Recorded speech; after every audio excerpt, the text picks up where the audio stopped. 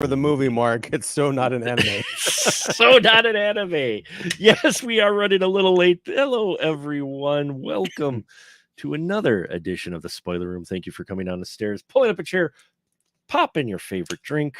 I'm untwisting mine. Huzzah. As we talk movie spoilers. And tonight, we are kicking off our flaming fall month here. And what that entails is that we're going to be looking at 4 films with the word Inferno in them. Now, for tonight's film, I scheduled it this week on purpose because I didn't think that it would be any appropriate for next week to be scheduled. And we're looking at the Towering Inferno from No. It was a conscious decision, trust me. I was like, I came up with the movie. I came up with the movie list. I'm working on the schedule. And I was like, no. No. Wow. I just put that together, Mark. Damn it. Dodged a bullet there. Yeah. Yeah. So we're talking about it this week, but it is a film that we'll get into that does pay tribute to firefighters and such. And I did not expect that. But tonight, with me, you heard his voice, the right-hand man. He keeps coming back for more, and he's with us tonight to talk the Towering Inferno from 1974. It's none other than Mr. Ian Simmons. Hello, Ian. Hey, how you doing? I'm doing well. I'm excited to talk about this because this was a first-time viewing for me. Really? I know. Yeah. Okay. All right. Yeah. So it's only my second. I actually talked about this on my podcast. I want to say it was like 5 years ago or something. But sure. It was, so I watched it again, nearly 3 hours of it. Oh, And I swear it's probably because I'm getting old and I forget stuff more easily, but it was almost like I was seeing it for the first time. I'm so excited to talk about this and find out what you thought on your first viewing. Well, since you are excited, you could give the synopsis. Go ahead. It's not that complicated. It's not. It's the prequel to Die Hard. You've got this giant skyscraper in California, and trouble happens. There's bad actors. There's a helicopter accident. People dodging giant flame balls. It had a lot of Die Hard feels to it. I'm watching it going. Right. And but here's the thing, Die Hard is such its own iconic movie, as is the Towering Inferno, that I don't care. I'm like seeing these connections. I'm like, this isn't, I mean, okay, they came out like 14 years between films, but yeah. So anyway, the Towering Inferno is Paul Newman plays an architect who has just put the finishing touches on this marvel. It is now going to be officially the world's tallest building, and they're having a big grand opening ceremony for it. William Holden plays the owner of the company, I believe. They're having this giant gala up on the 130th floor of this damn structure. And it's a celebrity packed, it's a who's who of 1974, including Orenthal James Simpson. Yeah. Unfortunately, one of the lead, I guess the guy in charge of overseeing all the contractors, cut $4 million worth of corners, mostly in the electrical and early warning systems departments. And small fire breaks out in the building, gets to be a large fire. Pretty soon, the whole place is a gigantic death trap, and Steve McQueen shows up as the heroic fire chief, and over one long hellish night is trying to get people to safety. And there's, the thing about this Towering Inferno, which is based on 2 books, The Glass Inferno and The Tower, is it's business and residential. So you've got like apartments with, people have to be gotten out of there. There's this great glass elevator, I guess, thank you, Roald Dahl, that's going up the side of the building that becomes very important later on. I mean, yeah, it's done with, I guess, like models, and they didn't actually set a giant building on fire, but damn it, it looked like it. And those the escape scenes with the ropes towards the end, I was watching this on my TV and I felt motion sick, and this is the second time I've seen it. No, it's an amazing film. I watched it, and I'm floored by it because I'm watching it. I'm like, okay, another disaster film. But I had heard the good things, and I saw the cast, and I'm like, okay, the cast interesting. You know, the choices they make in that, and it's like half of Hollywood because disaster films, folks. You think you might be a newer thing to where you have all kinds of cast members in a disaster film. No, they've been doing this for ages with a disaster film. Earthquake, Towering Inferno, the Poseidon Adventure. All of these have had just massive amounts of Hollywood talent. I think between Earthquake, the Poseidon Adventure, and this, you have hired almost all of Hollywood working at that time in some way, shape, or form. Everyone except Ernest Borgnine, but Well, yeah. We love you, Ernie. Um, but in this one, I just couldn't believe the amount of people they had. I mean, I'm like sitting there going, what I love is you've watched the credits at the beginning.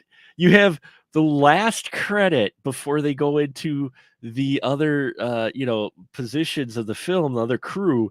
Dabney Coleman is even in this, and I was trying to find out where he was at. I don't. Was he one of the firemen or something? Because oh, you I didn't find him? Yeah, no. he comes in at the very end of the movie. He is the well, no, because Steve McQueen played the fire chief, so Yeah. he's, I guess, the lieutenant or whoever the Oh, hell's okay. over him. He's the guy with the mustache who's like, "Yeah, you gotta go up there and blow those Oh. charges." Yeah, that's him. Mm.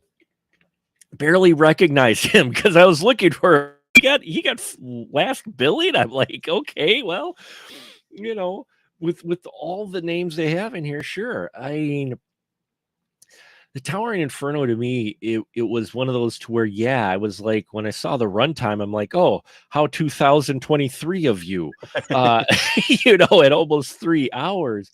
But this movie does not feel like 3 hours, and I will argue this falls in line with kind of those neo sci-fi, if you could use the term, films in like it's modern, it's present day, but like the tower has all these extra gadgets and special features and dials. And I love the sets for this, by the way. Being the practical guy, I just loved all the dials and lights and shit. Um, but it is kind of sci-fi, kind of like the big bus and some of those other, like, where you have its regular current times, but they have this extravagant, like, way beyond the technology of that time period. So it's almost in a way a science fiction film, and almost in a way a horror film. There's always that debate of, are disaster films horror films? And I'm like, it depends, but some of them can be. Oh, yeah, and, we brought next Monday, of course, is the anniversary of 9/11, and there's a lot of, what might be considered triggering imagery in this Mm. movie of people trapped in a room and the fire is coming through the door at them and they either jump or are propelled out of these windows and they fall like spectacularly to their deaths. I mean, not that it's a great spectacular, it is a spectacle. Like you see them go all the way down. It's not particularly, gruesome, or they don't overdo it, but it is chilling to watch because you feel it. You feel like, "Oh my god, I feel like I'm being pushed to the edge and out this window, and what a horrible way to go." And especially, towards the end of the film when everything just starts to break down because the fire is consuming the building, all of their escape plans fall through, the backup plans fall through, the backups to the backups fall through, to the point where you've got 12 people on this external glass elevator and they're starting to send them down in groups, or they can send one group One down. They can't down, get it yeah, to go back up, but they right. can at least get it to go down. And of course, a giant explosion happens as it gets down to one of the more affected floors, rocks the car forward, and this lady who just developed this loving relationship with Fred Astaire, she goes tumbling out the open door. She not And you're only like, she not she not only oh, goes oh, out the open door, she also saves a little girl. she saves the little girl and she falls, but she doesn't fall straight down. She like kind of falls to the side and does the header off one of the balconies and then continues on. Again, you see it from far enough away, but you're like, oh. And it goes to show the randomness and the heartlessness of this, because yes, there are some evil characters who die equally spectacularly, and you're kind of sad to see them go.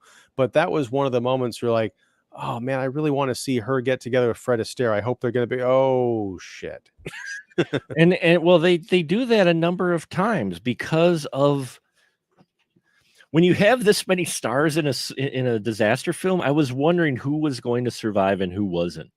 You know, it's always interesting to see what choices they make, and there are a number of surprise deaths in this film, and that keeps you on your toes. You're right. It shows the randomness, and I'm going to fully say, I did have some.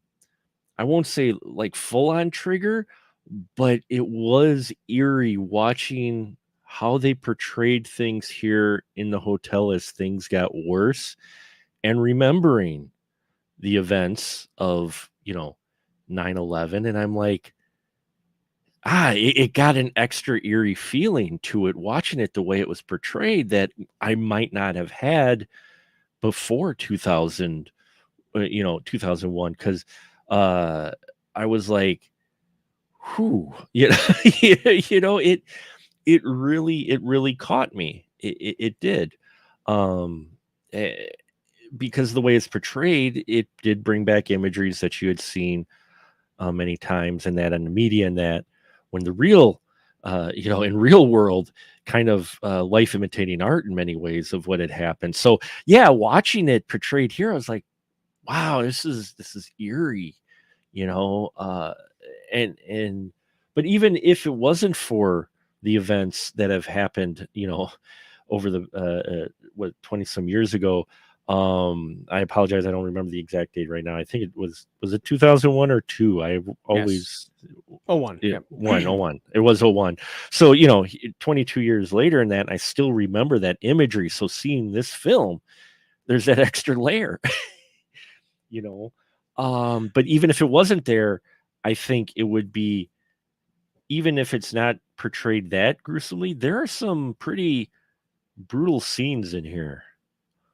Yeah. Namely with who is it?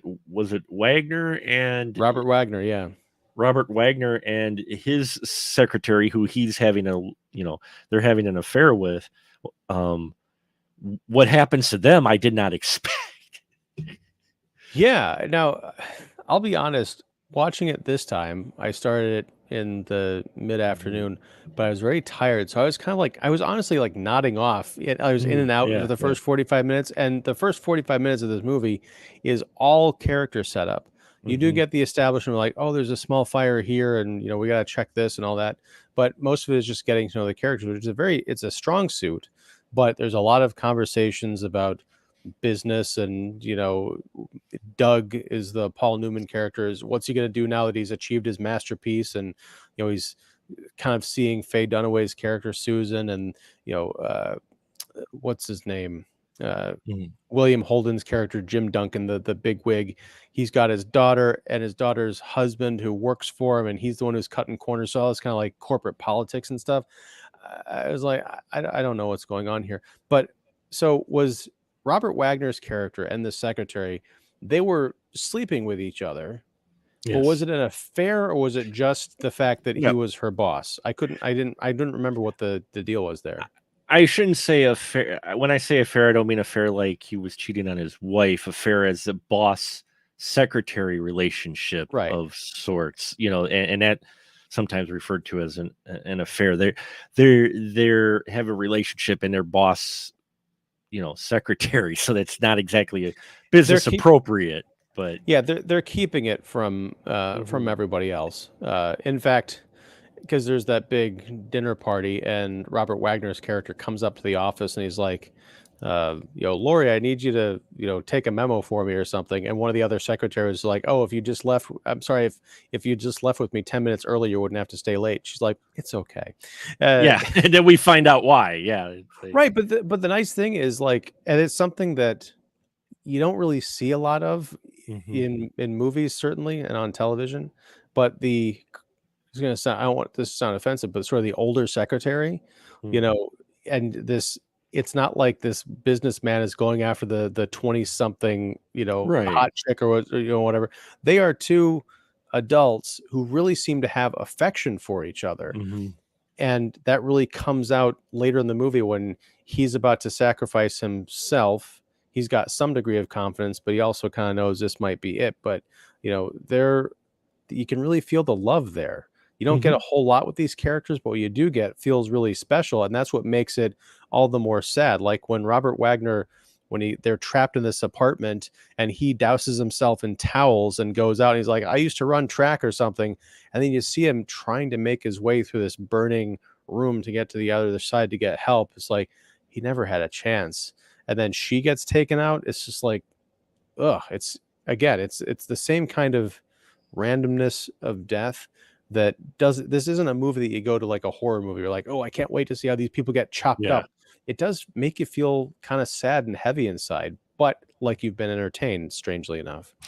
It's a heavy movie. It does get, and that's the advantage, I think, when they do movies like this. And it's the writing too. I mean, the film is really well written, but when you get this group, that's why I kind of love ensemble films, because I always like to see how well it's going to go.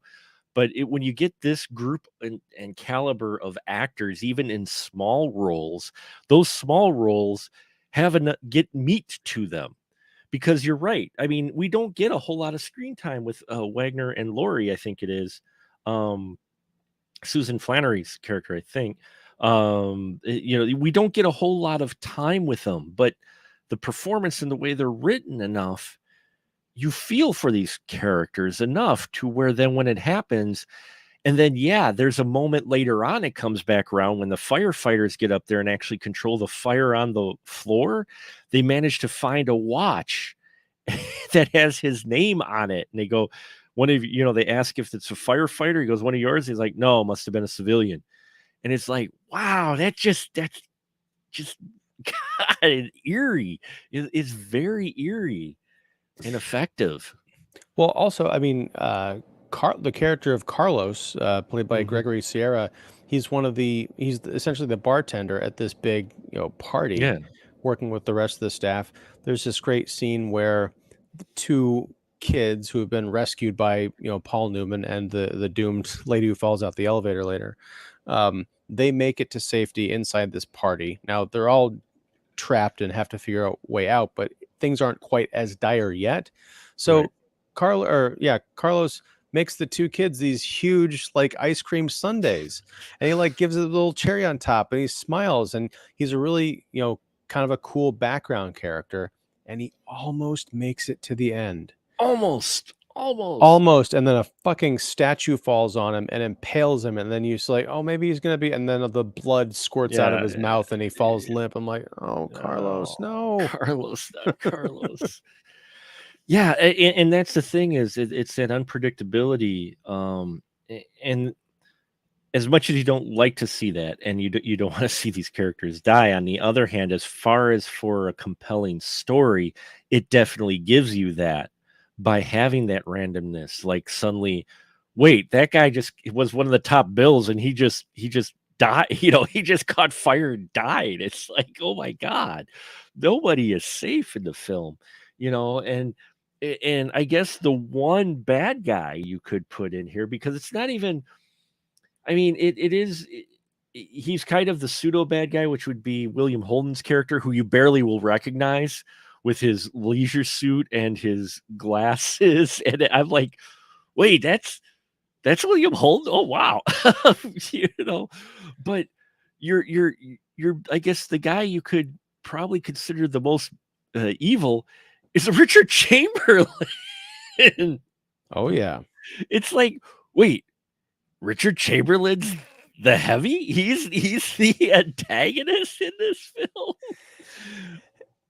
And he makes for a great heavy. I mean, that's the thing, He is like does. watching this, again, you get the feeling that Duncan, William Holden's character, he's not really a bad guy. He's a businessman Right. who has entrusted, and he runs this, as with people who run these gigantic companies.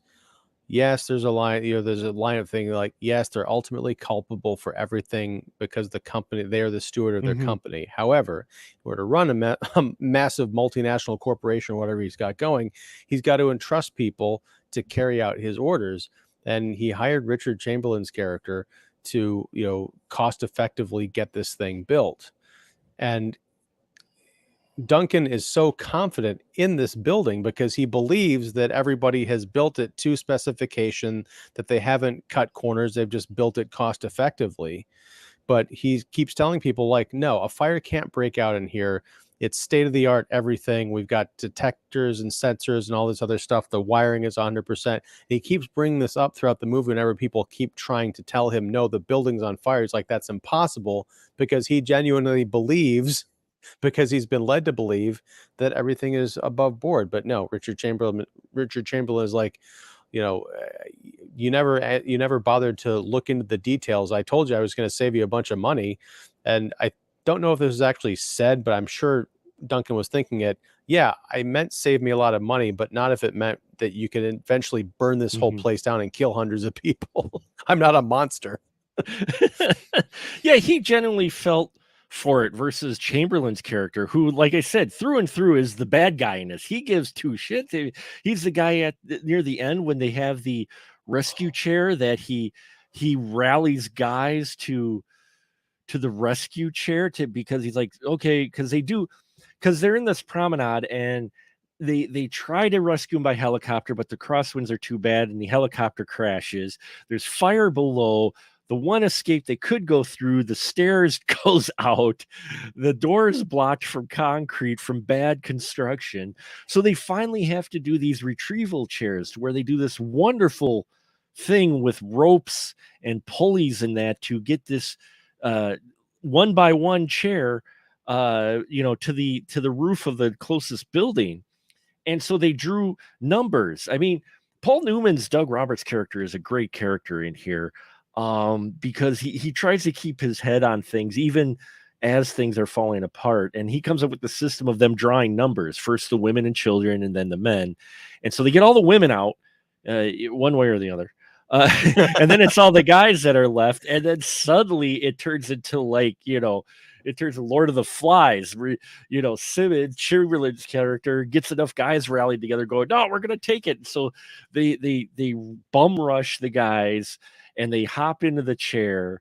And of course, as you would imagine, there's more than one guy on there. The Senator, Robert Vaughn, of all his character, he ends up trying to crawl on the chair. And of course, you know where this is going to go from here. Well, Um, his character, I thought, was trying to pull Chamberlain's character off, and he kind he of got was, yeah, and he got pulled hooked on, on. yeah. Yeah, he got hooked on. And Hmm. it's bad enough because, like, first of all, there's a couple of things going on with this chair. It's like this rickety, I guess it's made out of metal, but it looks very flimsy. There's one lap strap, right? And it's secure-ish if it's, in perfect Hmm. conditions. You're still 1,000 feet over San Francisco or whatever. It's very Hmm. harrowing. You also got to consider that when you see it going down between the two buildings, the rope system, there's still fire coming out. So you're like, Yeah, at what point is like a burst gonna just come char these ropes? Because they're not like metal cables; it's just like really no. thick rope.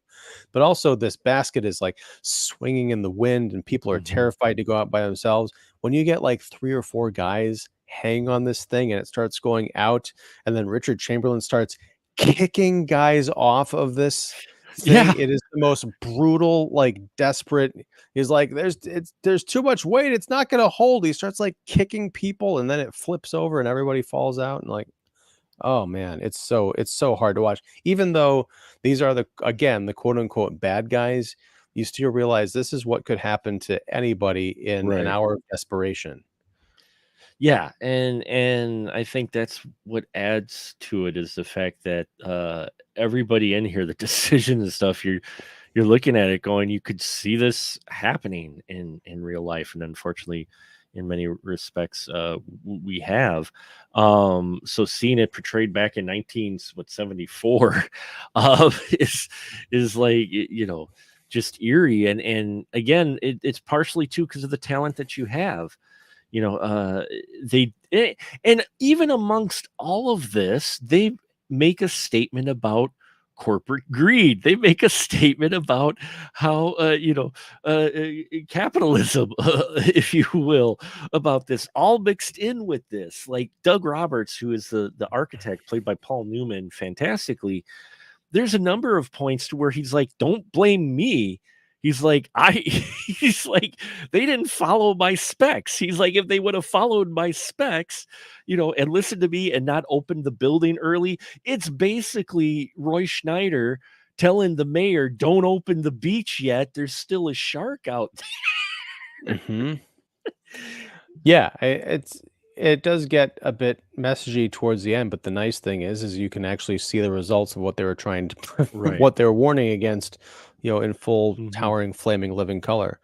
Um, we talked about firefighters. This movie Yeah. is dedicated to firefighters. I think at the beginning and at the Yep. end. And what Hmm. I loved about it is Steve McQueen's character, Chief O'Halloran. He This movie shows the heroism of firefighters without turning them into superheroes. Like, Hmm. all these people are just, regular blue collar dudes trying to figure out these impossible problems, working their asses off, sweating. You see the effects of this. There's a great scene towards the end. It's right before I think he has just um, gotten the golden elevator down. Hmm. He figures out a way to to get this thing down because after the accident with the fire, it is now hanging by a single cable, tipped over, 100 stories above the ground with 11 people in it. He figures out a way to get helicoptered with a giant hook over to it to work with another firefighter to hook it onto the elevator, torch the cable to separate it from the building, and then lower it down to the Yeah. ground. And oh, by the way, the other firefighters up on the top with him slips, and he's hanging over San Francisco with Steve McQueen holding him by the hands, by the arms. After all of that, and this is still several hours after dealing with this fire in other capacities, he's just in the hallway, slumped up against the Hmm. wall, staring off into space, just With the like, guys, yeah, yeah, with the other guys. There's like, it's like the trauma line. And then someone comes up and says, Chief, you're needed. They got to talk to you about something. And 5 minutes later, he's finding out, oh, yeah, we also need you to go on a suicide mission because only two people in this company know how to blow shit up, and the other guy's dead. And so yeah. he's like, okay, now I got to go kill myself to save these people. But it's not, there isn't like a grand heroic speech. You see the bit of resignation, you see the determination. This isn't a Michael Bay film, even though it's a big Hollywood blockbuster. They made them differently back in the 70s, I'm telling you. And it's the best kind of heroism that you could possibly want to see. And I think we need more of that in the movies today. Oh, Chief O'Halloran, Steve McQueen is one of quickly became one of my all-time favorite cinematic characters. Um, this is a character. He doesn't get his own theme. He doesn't get a dramatic camera. He doesn't give a huge speech. This guy goes about doing his job as a firefighter. No nonsense. He's a no nonsense guy that just evaluates the situation. He's a leader. He's like, you know, and like they get the one point where they discover the one exit's blocked, so he asks for two volunteers for firefighters, and everybody steps forward, and he just kind of he smiles a little, and he's like, okay, you two go, and he's making decisions like that. He's in, and that too is what I loved about this film too was its portrayal of the firefighters. You can tell it is intended to give honor to firefighters because we get quite a bit of footage of seeing how they try to fight this fire. We see guys ceiling falling on guys. We see guys, and they just keep going. Hmm. The way they're portrayed is fantastic. You can see the appreciation, and they're showing, look, this is what these guys go through. You Well, know, it's, you can see, look at like Top Gun Maverick from last year, which is like, people are harping on it because, like, oh, it's just military propaganda and recruitment for the Navy. I'm like, well, yeah. But the truth is, we do need people to come and defend our country. But what I liked about this is, in a way, this is firefighter propaganda, but it's one of those things like if you can get through this movie and you still really want to be a firefighter, we'll sign you up Yeah. because it's not a glamorous job as portrayed in this thing. Mhm. Like your friends get killed horribly. You might have to work insane hours to put out the problems of millionaires and billionaires while while you're making, whatever 10, 20 grand a year. I don't know, back in 74, whatever it was. But it's sort of a thankless job, and it's rough work. But it's noble work. I think there's a spirit of nobility that permeates the Towering Inferno that, again, I think we need to see more of in these kind of movies that we're churning out. As these were the popcorn flicks of the 70s, Mark. Well, This is they were. we got Ant-Man Quantum Mania, and they got the Towering Inferno. This was an event film. This was an event film because of the amount of star power in it, etc. This was definitely would have been considered definitely an event film. Went on to, I think, win and get nominated for many Academy Awards, and rightfully so. But one of the best, like I said, that's what I appreciated about this quite a bit is the O'Halloran character just keeps going about his business. We don't even get like what you might get nowadays where he finds a quiet room and he's just staring and he's like, maybe what's it all worth or Or whatnot, or he doesn't he or you he know, breaks down and or cries or something or he like that. Yeah. breaks down and cries or whatnot. No, this guy goes about his business because this is his job, this is his duty, and his job he's under the realization he is not going to save everyone. And I think at some point he even makes a mention of that at some point where we're not going to save everyone, but we can save people, and that is how he goes about his business. And that's what I loved about his portrayal. He didn't care. And you didn't get in this either of the, oh, politicians getting in the way of more resources or blah, blah, blah. You don't get any of that either. And that's what I think is interesting is that here you have a disaster film that is a no nonsense film. There's no camp in this whatsoever that you might see later on in some other, you know, disaster films. It plays it straight, you Yeah, I mean, I know. think, for as much crap as James Cameron's Titanic got, I feel like that's as close to kind of a throwback disaster movie as, you could Yeah. get, certainly in the late 90s. There's a lot of Titanic in this. I think this is a much better film, Yeah. but it's strange. I gotta go back and watch Titanic again because it's been a while, but in both it's weird because in both cases, you get the feeling that the directors were really invested in the spectacle and what the special effects technology could do to really Right. wrap up the audience. But with the Towering Inferno, it's like the fire keeps evolving and changing, and that affects the characters and the decisions they have to make. Whereas with Titanic, it's like, yeah, the boat keeps getting deeper and deeper, but eventually it just becomes more about the boat and the Right. two main characters. Whereas this thing, you're invested in like 6 or 7 different plot lines, and I mean Mhm. invested. Like Yeah. what's going on with these people's lives. You hope they have a happy ending, most of them, but it's like, yeah, I it's hard it's hard to articulate. And it's even harder to fathom that you got all of this squeezed into 2 hours and 45 minutes, and you feel like you've really followed these people's, journeys. Yeah, because they each get their moments. I mean, and it's like I said, it's really the way it's written. Characters get their moments, but they get their moments and dialogue pretty much in a natural form to where you could see these conversations being had by these characters. There's a side couple. That's the thing is you got all these big stars of that. Then you've got a side couple who the lady starts talking about, oh, our daughter, she's not even going to know where to find the safety deposit box key for it, because she's resigned herself that her and her husband are going to die here, and they haven't been able to call her daughter.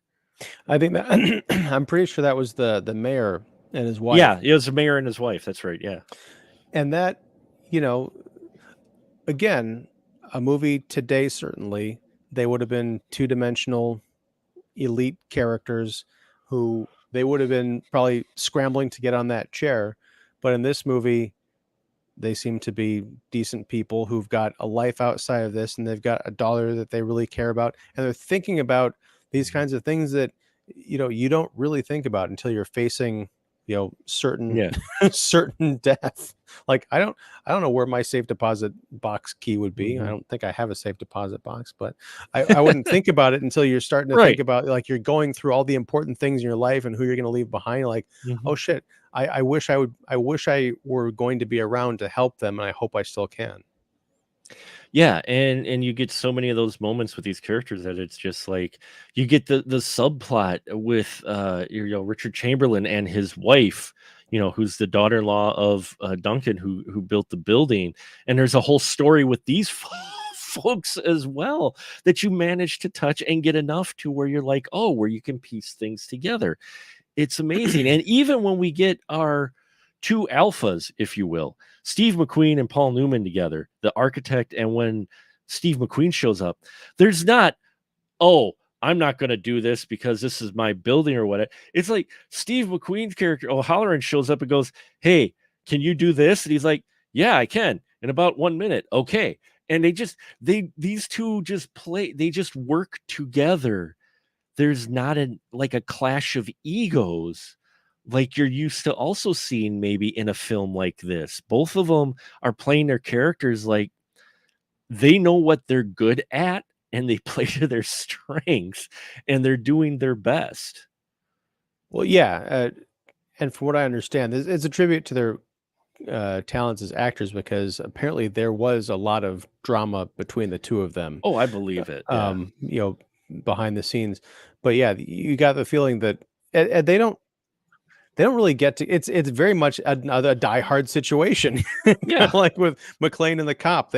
They're communicating with each other, or working together, even though they're not always aware Mhm. of it throughout the disaster. And then at the end, when the smoke is cleared, literally they kind of confront each other. I mean, yeah, they did work together on setting up the charges and all that, but it's very late in the movie. Yeah. Um, but Well, yeah, they there's started earlier when he patched the firefighters into the phone and then he went off. So they do separate, but they initially did right. meet.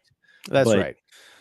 But yeah, but the bulk of their relationship right. in the Mhm. movie happens separately. They kind of come together at the end, but yeah, they just come off as two, well, yeah, we got to get this done, Yeah. guys. And I can't quite put my finger on it. It's not stoicism. They're not like hardened badasses. They seem like real people that I wish I could be in that kind of situation, but I'd be one of the guys cowering in the corner, like, please come take me away. Yeah. And that's what I loved about their characters and just the way they handle all the situations involved in this. The building is on fire and these guys still just go about, they're not trying to be heroes necessarily. They're just trying to save people, but you don't have hero moments in that. It's hard to describe how it's handled with this, but even with the direction and the camera work and everything and music, John Williams score, by the way, which is before Star Wars, so it sounds very different than the John Williams you might be used to hearing. This is a very different score for him. Um but it's just everything about it. It's you're invested, you're engrossed. There's harrowing situations, surprises. There's a character in here who's deaf, a mom, the mom of the two kids. She's deaf. OJ Simpson shows up. He's a security guard. Help me out here, Yeah. Mark. What happened to OJ Simpson's character? I feel like I missed He something. kind of did. Well, he rescued he The rescued the cat. mother, and Oh then he yeah. rescued the cat, and he managed to get down the stairs earlier before more things exploded. Um, Did he? Because I remember him rescuing the cat, and then I don't remember seeing. yeah, no, he went he rescued the cat, and then yeah, you don't really see him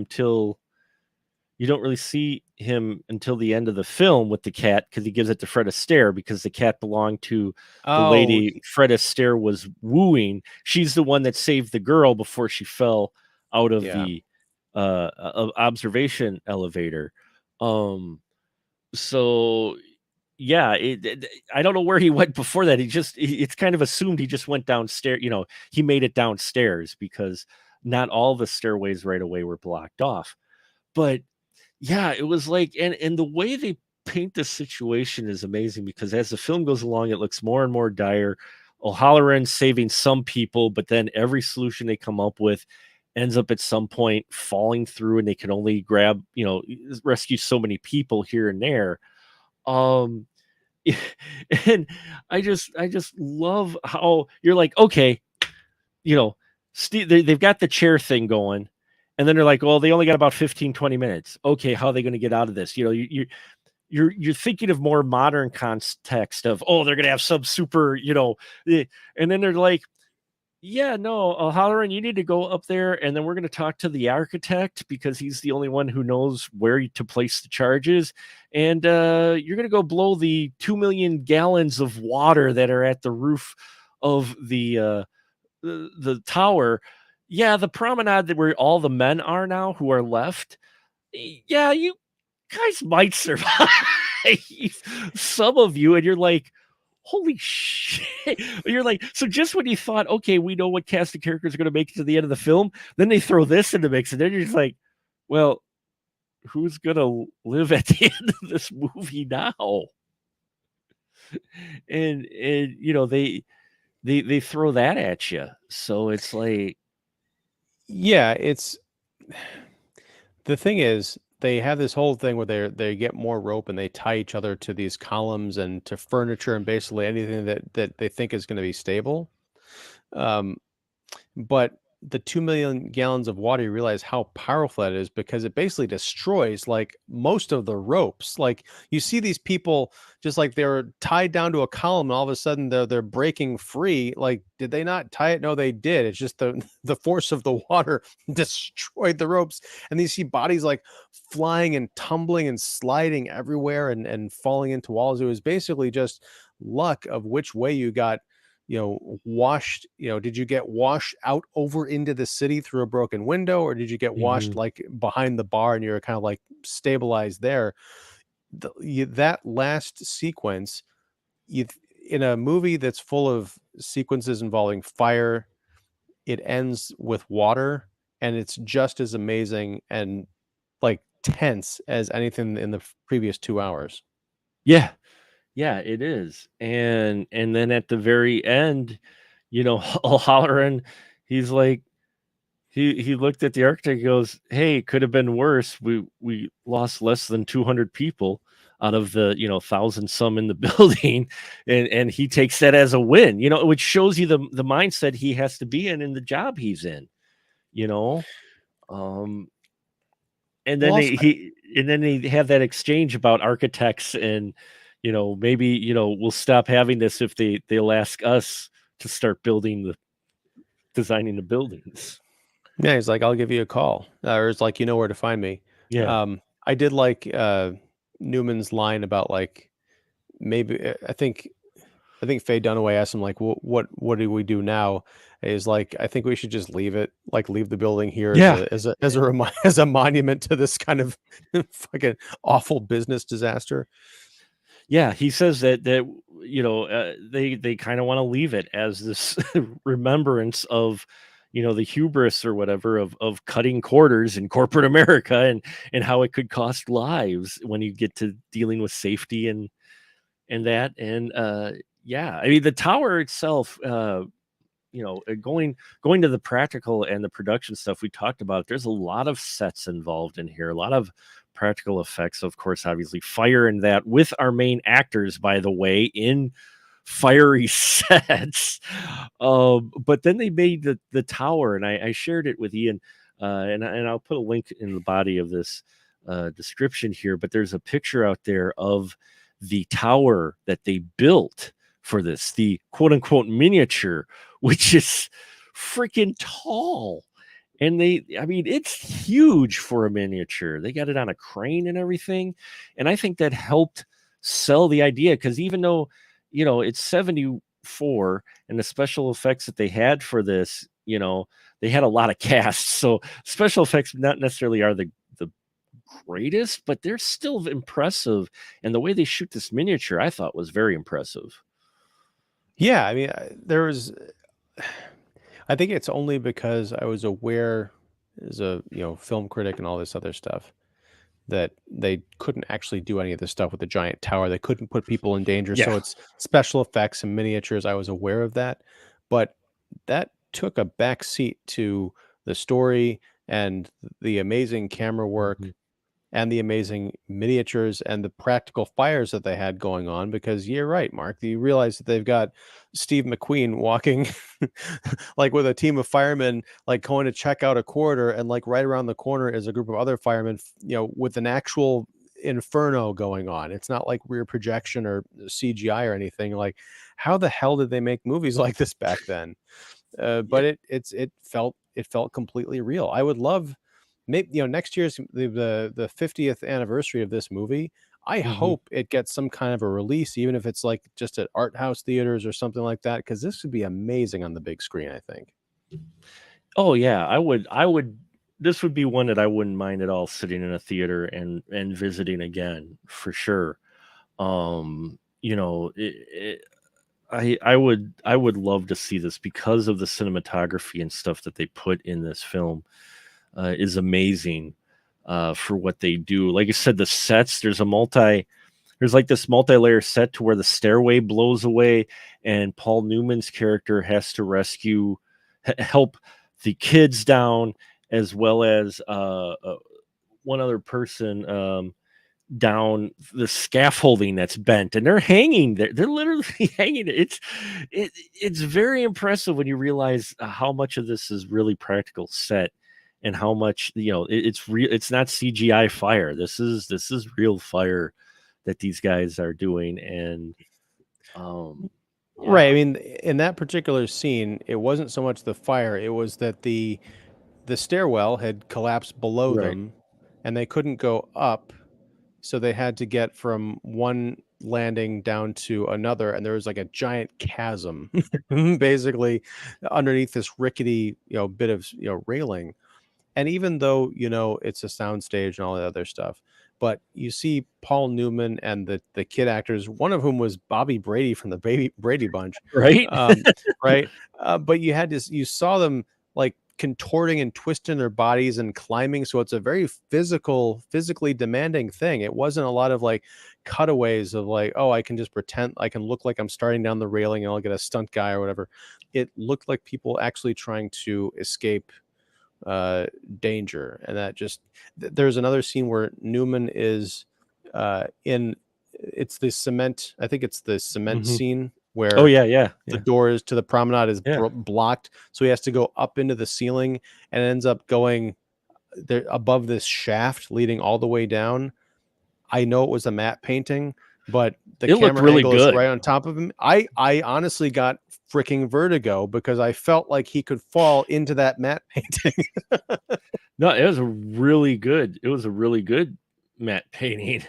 Uh, and it looked real. Yeah, so they put a lot of work into this film, and for 71, according to box office, it made $100 million. Biggest box office draw of 1974, and it was released in December. Well, I guess, it'll warm you up during the cold season, but um yeah, but like why don't people talk about this movie anymore? I I'm not sure. It's, well, it's not on streaming. You got to buy it if well, it's on digital, but you got to buy the digital if you want, or you can buy the physical copy. Um, with the cast and everything, you would think more people would talk about it, because the stuff they do in here, and that is damn impressive, especially for the time period that they made this in. Which apparently we mentioned Poseidon Adventure. They did use some bit actors from Poseidon Adventure in this, so there you go. um, but what's even more astounding, this is done by the same director who just the year before did Shaft in Africa. He did El Condor. He did uh, Tarzan Goes to India. He did, this is a guy who then after Towering Inferno, he followed it up with that King Kong remake in 76. But then he did Death on the Nile. So, I mean, this guy, the director here, this was his first like disaster film to direct. You know, in when I mentioned I talked about this movie on my show a Yeah. few years ago, and I was talking to it with Pat, and I think he recommended it to me, Mhm. and I was hesitant. I think I'm about to answer my own question because I'm like, okay, it's the Towering Inferno. It's from the 70s, and it's one of those all-star cast disaster movies. I thought I think what had kept me away from it up until that point was like, oh, this is gonna be cheesy and Yeah. just bad and terrible special effects and like, probably some disco music or something like that. But I watched it, and even more so the second time because I kind of knew what to expect so I could Right. really zero in on other things. I'm like, this is a really powerful movie. And maybe it is, people don't talk about it because it's the 70s, because it's almost 50 years old. And as we know, anything that came out before 2000 might as well have come out in 1922. Yeah. But yeah, this is the kind of thing I feel like, again, if you could do like a big re-release push, maybe because everything's on strike and closed down, this will be the opportunity to like bring awesome films, Yeah. overlooked films back to the cinemas. Because I feel like if you get people to watch it, there's nothing that feels particularly dated in the Mhm. movie. Yeah, the switches and the control boards and all, oh, our state-of-the-art technology. It looks like Buck Rogers, but you get past that and you're left with a story that is going to be more enriching than any action movie you've seen outside of RRR in the past 5 years. Gotta throw that caveat in there. Gotta. Although there's a new action film, Bollywood action film out now, Patha, or I forgot how it's pronounced, Pathao or something. I forgot I, what it is, but it looked pretty insane. But it's out now. But yeah, you're right. There's not too much to date it outside of the knobs and buttons that they use, which I loved. I loved seeing all them use the buttons and knobs, very visual. But at the same time, a lot of the things that they cover and themes in that in this could apply to today, even more to in some respects, as far as the firefighters fighting the fire in the tower, seeing how they handle a high-rise tower fight, firefight. Very, very harrowing stuff.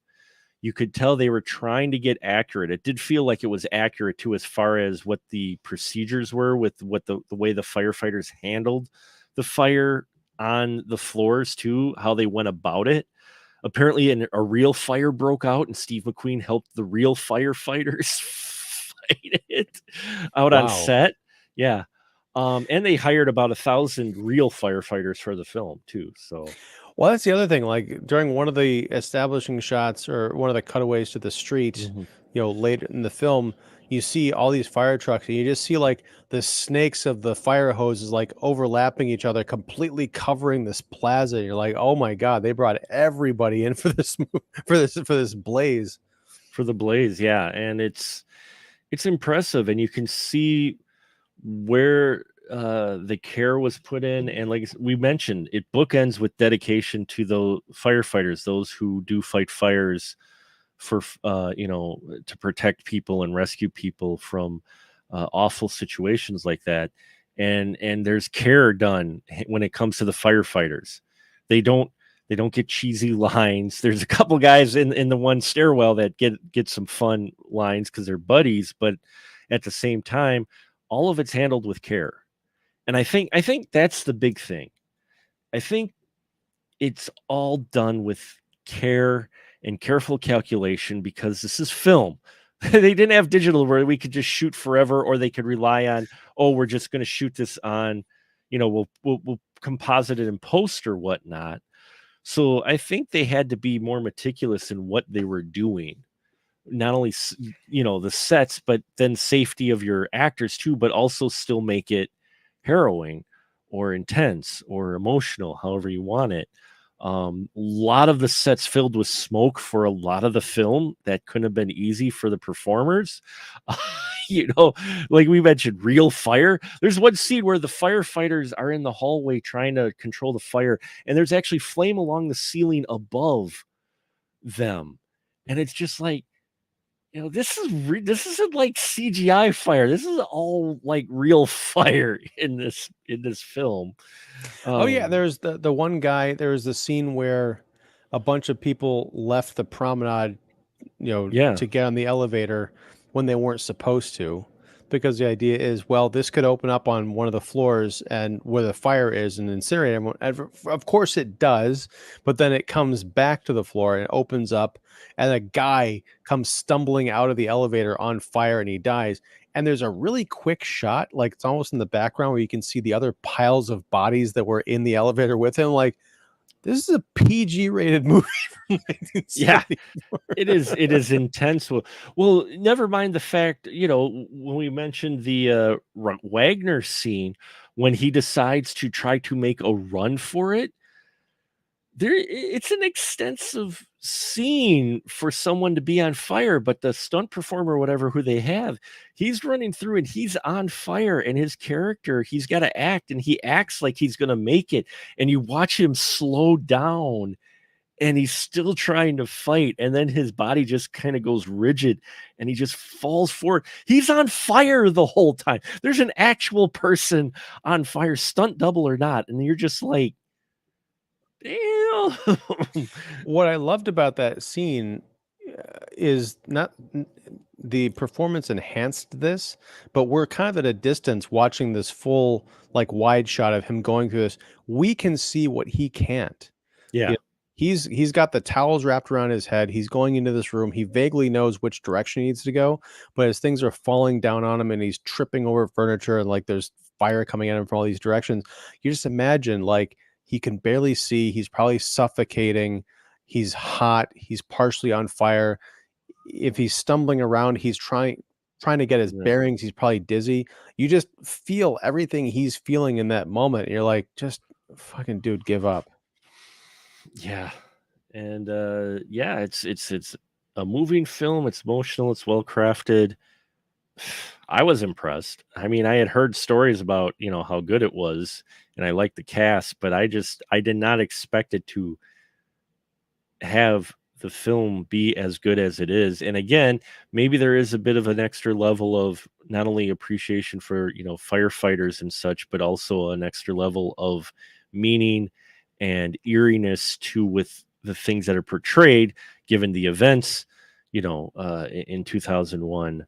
And maybe that contributed to it, but at the same time, what's more eerie is the fact that the way they portrayed it in the movie is kind of how it played out in real life. And that, I think, was like added just that extra layer to where I appreciated the film even more in many respects, with their how they portrayed situations would go. Yeah, I just had a chilling thought. Um, people who are trapped in those towers on 9/11. How many of them were thinking about the Towering Inferno Oh, while it was going on? Like, that just that movie imagery being stuck in your head. that yeah, that had to be something. So I mean, not try to bring the show down or anything, but it's just, real life events, and you see a movie like this, and it hits you differently a little bit. But even just that aside, this film by itself should be seen, I think, could be seen by more people, but more people might nowadays have issue with it. Those of us who lived through it, maybe a young generation wouldn't, because many of them um, only seen did not witness stuff live like we had. But just seeing that here, yeah, you could feel it. This is one of those films where you can see why it's a classic. It's not being overblown, it's not being overrated. There is so much good filmmaking and elements and acting going on in this movie that you've got to appreciate it. And you're right, there is a misstep nowadays for films like this. I think they're done more campy usually. They're not there. There's serious moments, but there are more camp moments now in it than there were before. Whereas this one, yeah, it's straight all the way through. It really is. And that adds something to it, adds some more meaning to it, I think. Yeah, I mean, I think, I mean, Die Hard might have been the. I would probably have to go back and trace the history of blockbusters and all that stuff, but I feel like Die Hard was sort of the beginning of the trends that we're seeing now, where you've got like the hero and he's kind of like Yeah. wisecracking and stuff. But since that was the template, you still had that Towering Inferno sensibility where Die Hard Mhm. is a serious movie, and John McClane, as portrayed classically by Bruce Willis, is the reluctant hero thrust into these situations, but he's dealing with terrorists, and so he's kind of, messing with Yeah. them. But then you've got scenes like when he's, picking glass out of his feet, and he's like, really upset about the fact that he might not ever see his family again. You really feel like he's still a person. Flash forward to like Die Hard 5, and he's a cartoon character and Yeah. emblematic of everything else that's wrong with the genre. Yeah. But yeah, I think Die Hard and dude, that's how you do it. A double feature of Die Hard and Towering Inferno. Whew, there you go. There you go. Got about 6 hours to burn. Die Inferno Heimer. Die I don't know. Infernoheimer. Die Infernoheimer. That okay. Sounds like a scientist. Here's Dr. Die Infernoheimer. He's a proctologist. He's a proctologist. Open wide. Anyway, but with that, I think we will wrap it up here, folks. So I think your final thought with Towering Inferno. Uh, 6 years ago, I would have said this sounds like a hot mess, but no. Right now, I can say this movie is fire. No, definitely, It's lit. it's totally lit. But yeah, if you've made it through this entire discussion, spoilers and all, and you've never seen Towering Inferno, we haven't ruined it for you. It is a movie that needs to be seen, experienced, and loved. And but maybe just pump the brakes and wait for next year. See if there's an anniversary or something, because I'll be there watching this on the big screen if it comes out, because it's a masterpiece. So if Fathom Events at all just happens across our little sliver of the internet, bring us the Towering Inferno for 50th anniversary. Because yeah, I'd watch it. I'd watch it for sure. Oh man. You know what that means though? When I turn 50, never mind. I don't want to think about it. I'm not going to think about it. Oh, not quite. Okay, we're done. We're done here. We're not going to think about that anymore. What we are going to do is give my guest here the license to shill as always. So, Ian, please, the floor is yours. Well, thank you. I'm Ian Simmons. I run Kicking the Seat, which you can find at kickseat.com, and also on YouTube. If you look up Kicking the Seat, you'll find me there. Do reviews and interviews and live streams and all that good stuff. And this Wednesday, September 6th, not August 6th, as I mistakenly put in my thumbnail. Thanks, David Fowley, for pointing that out. We're going to be talking about Equalizer 3, the Denzel Washington movie, which opened this weekend, which I'll be seeing tomorrow. So hopefully it'll be worth talking about. And otherwise, I'm here on Monday nights talking movies with Mark, one of my favorite things to do all week. Well, we are honored and I am humbled. And I thank you for being here. Next week, yes, we will be talking about Inferno, the 1980 Dario Argento film. Another first watch for me. So that should be fun.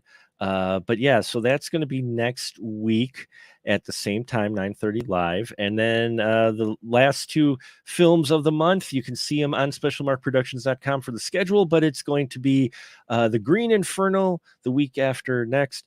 And we're going to close it out with Pacific Inferno, a film starring Jim Brown, which I didn't even know existed. It's on Tubi. I saw the trailer and I'm like, I've got to talk about this film. So that's what you're in for, folks. So thank you so much for tuning in. And until next time, we'll just say a good night, everyone. Good night.